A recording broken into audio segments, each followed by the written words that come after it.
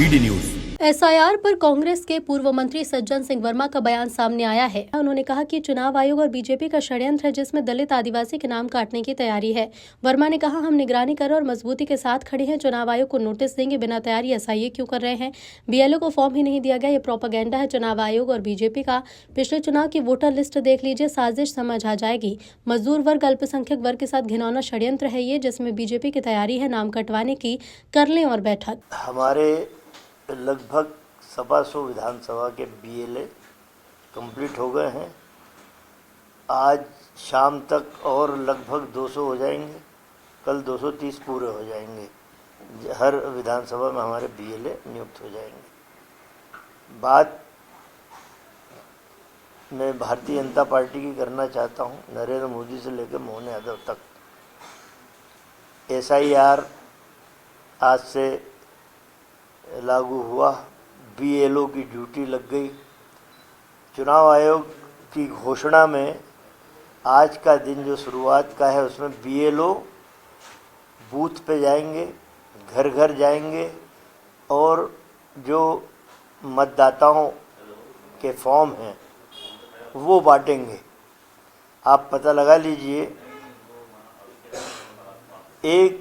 मैं समझता हूँ कि कम से कम 70% जगह बीएलओ पहुँचे भी नहीं हैं, और जहाँ पहुँचे हैं वहाँ पे फॉर्म उनको दिए ही नहीं गए हैं।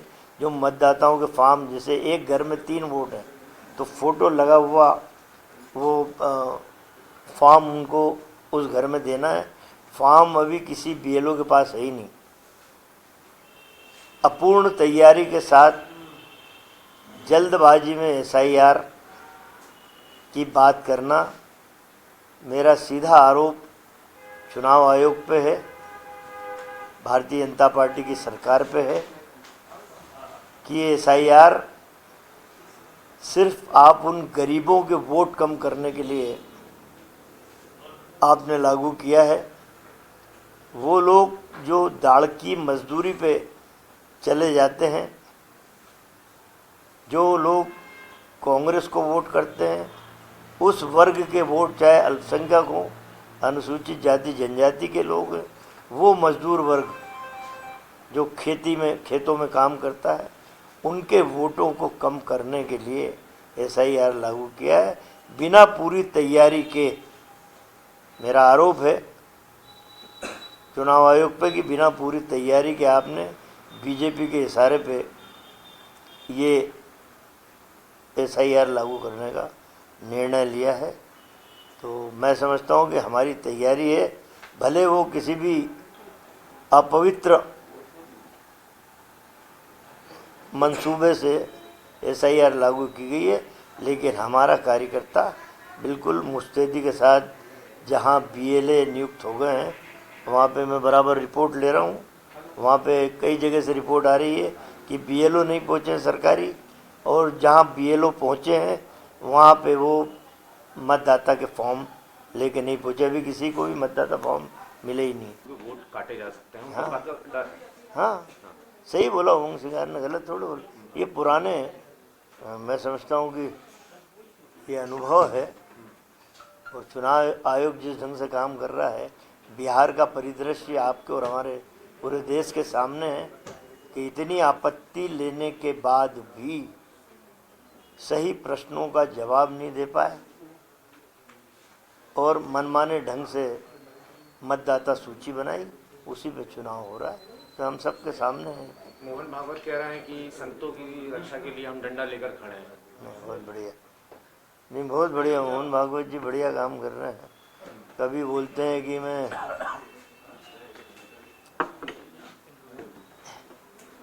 कौन सा भारत बनाऊंगा, अखंड भारत बनाऊंगा, जिसमें पाकिस्तान, बांग्लादेश, इंडोनेशिया, भारत। बहुत बढ़िया डायलॉग उछाल देते, होता जाता उनसे कुछ नहीं। अभी उन्होंने कहा कि पूरा विश्व भारत की तरफ देख रहा है, क्योंकि भारत ही उनकी रक्षा कर सकता है। ये तो क्या है, भाषा का मनोविज्ञान जानते हैं मोहन भागवत जी। डायलॉग, जब भी कोई शिविर होगा 1-2 डायलॉग उछाल के चल देते हैं। और मैं समझता हूँ कि इनसे बड़ा मनोवैज्ञानिक शायद भारत में कोई नहीं। भारत में पहले ये कहा जाता था कि हिंदू खतरे में है, अब कह रहे हैं कि संत खतरे में है। संतों को कहाँ, संतों कब से सुरक्षा?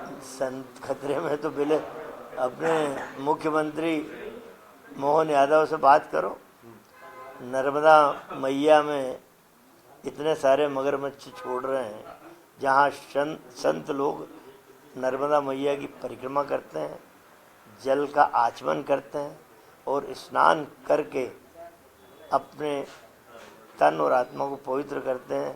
यदि इतने सारे मगरमच्छ आपने छोड़ दिए तो पहले उनसे रक्षा कर लो मोहन भागवत जी, संतों की। बाकी तो सनातन धर्म के लोग कर लेंगे। इंदौर में चिंटू चौक से एक ऑडियो वायरल हो रहा, सुना हो? इधर बीजेपी ने कांग्रेस के इन आरोपों को सिरे से खारिज किया और बीजेपी प्रवक्ता राजपाल सिंह सिसोदिया ने कहा कि ऐसा कुछ भी नहीं है। बीएलओ की तरफ से फॉर्म दिया जा रहा है और अगर वो फॉर्म में खुद नहीं भरूंगा तो मेरा नाम संकट में आ जाएगा। कांग्रेस सिर्फ इल्जाम लगाती है। देखिए, भारत निर्वाचन आयोग सेकेंड फेज में मध्य प्रदेश के अंदर गहन परीक्षण कराने का काम कर रहा है मतदाता सूचियों का। इसके पहले प्रथम चरण का हुआ है और वह सफल हुआ है। यह द्वितीय चरण है। कांग्रेस को यह ध्यान होना चाहिए। अब कांग्रेस इसलिए ये आरोप लगा रही कि फील्ड में तो कांग्रेस के लोग है नहीं। जिलाध्यक्ष पंचमढ़ी में ऐश कर रहे हैं, बीएलओ कहां से पहुंचेंगे जब जिलाध्यक्ष ही गायब है, जिले का कप्तान ही जिले में नहीं है। तो आज जब गहन परीक्षण मतदाता सूचियों का हो रहा है तो कांग्रेस फील्ड से नदारत है। पचमढ़ी में जिलाध्यक्ष आनंद कर रहे हैं, ऐश कर रहे हैं प्रशिक्षण के नाम पे, और वहां क्षेत्र में नहीं है।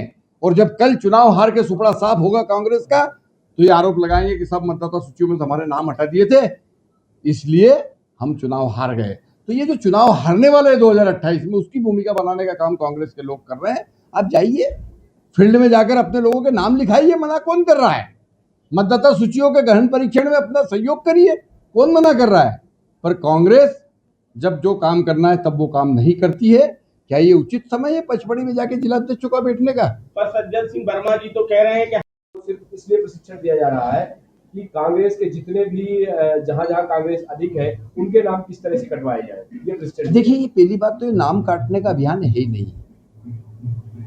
मतदाता सूची का गहन परीक्षण, इसका मतलब ये होता है कि मतदाता सूची में नाम कैसे जोड़े जाए, जो नाम है वो उनको अपडेट कैसे किया जाए, ये अपडेटेशन है। और अपडेशन जब होता है किसी चीज़ को परीक्षण करके, गहन परीक्षण करके, और जब हम और अधिक प्रभावी बनाने की स्थिति में आएंगे तो मैं समझता हूं कि वो बहुत ज़्यादा अच्छा होगा, लोकतंत्र के लिए भी अच्छा होगा।